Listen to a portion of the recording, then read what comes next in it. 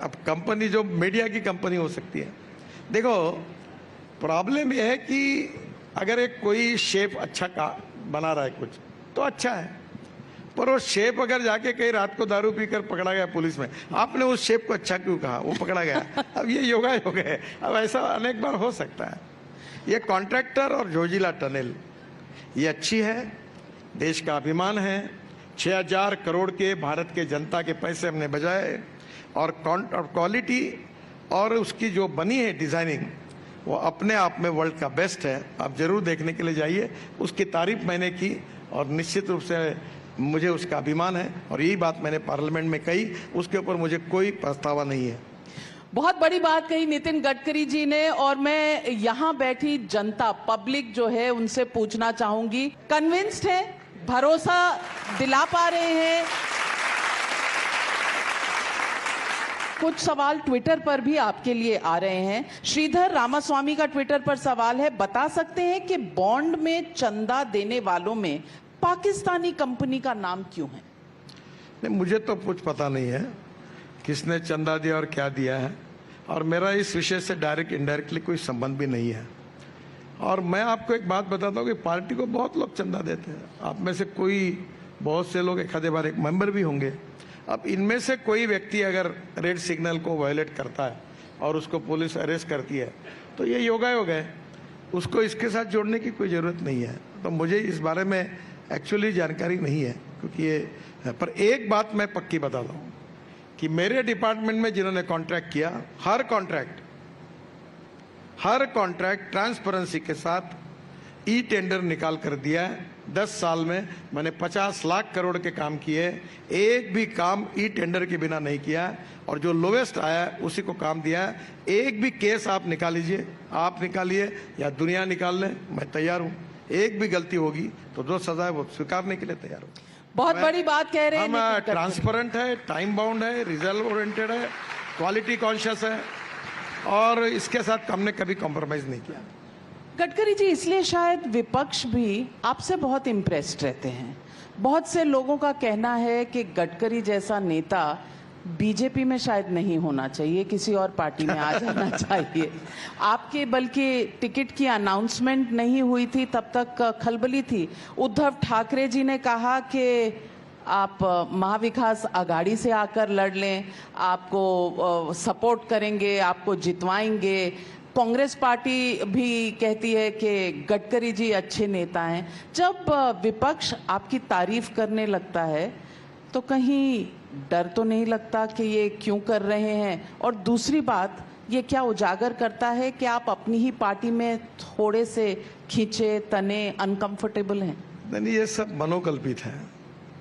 पहली बात तो ऐसी है कि जो लोग मुझे जानते हैं, अब नागपुर में मुझे 2-2, 3-3 हजार लोग मिलते हैं, और मैंने 4 बातें, मैं जातीयवाद और सांप्रदायिकता नहीं पालता।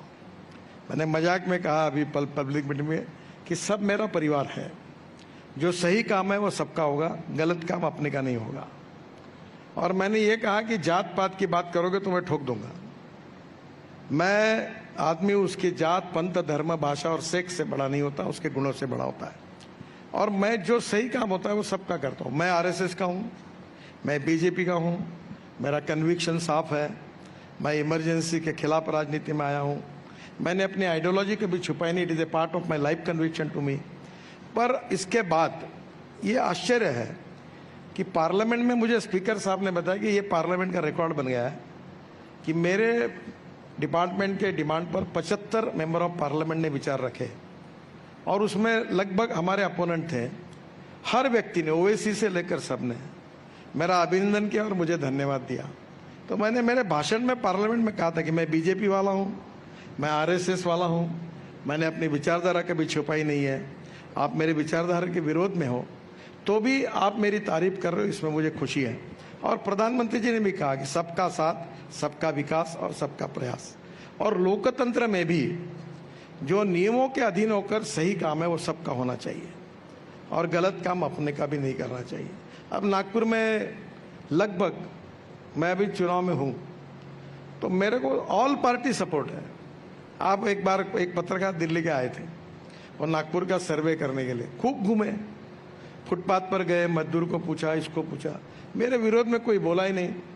फिर उन्होंने कहा कि कांग्रेस पार्टी के कार्यालय में जाओ, तो कार्यालय में गया तो उसने भी मेरे फेवर में बोला। फिर वो समझ में नहीं आया, उसने अभी मैं 2-4 कमेंट्स कैसे भी है, मैं नसीबवान हूँ और मैं कोई पॉलिटिक्स नहीं करता, मैं सोशल वर्कर हूँ और गलत काम नहीं करता, मुझे करना भी नहीं है।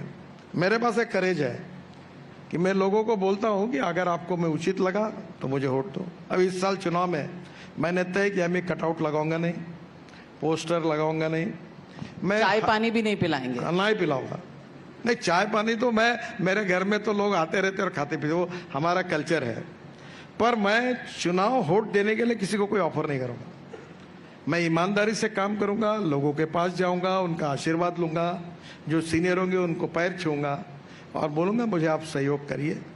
और मैं ये भी पब्लिक मीटिंग में कहता हूँ, यहाँ ताजबाग करके एक मुस्लिम बहुत बड़ा एरिया है जहाँ 20,000 मुसलमानों की मीटिंग हुई थी, तो मैंने उनको कहा कि तुम मुझे वोट तो दिया नहीं है, आज तो बहुत गुलाब के हार पहना रहे हो, तो वोटिंग के दिन कहाँ बगे थे? उन्होंने कहा सर आपने वोट नहीं दिया था।